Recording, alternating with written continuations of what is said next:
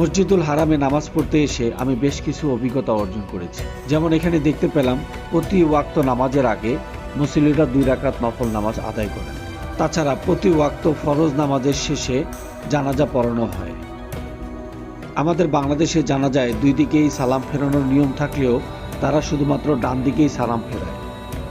আমরা যেমন নামাজের সময় নাভির নিচে অথবা বুকের উপরে হাত বাঁধি, অনেকেই দেখলাম 2 হাত সমান্তরালভাবে ছেড়ে দিয়ে নামাজে দাঁড়াচ্ছে। সমান্তরালভাবে 2 হাত ছেড়ে দেওয়া একজন মুসল্লিকে আমি নামাজ শেষে জিজ্ঞেস করেছিলাম তার দেশ কোথায়। সে বলেছিল তার দেশ ওমান। আমরা এখন মসজিদে আয়েশার উদ্দেশ্যে রওনা করেছি। মসজিদে আয়েশাতে গিয়ে এহরামের কাপড় পরিধান করে উমরা নিয়ত করে আবার উমরা করা যায়। প্রথমে নিজের জন্য উমরা করে এখন আমার মৃত মায়ের জন্য উমরা নিয়ত করার জন্য মসজিদে আয়েশার উদ্দেশ্যে গমন করছি।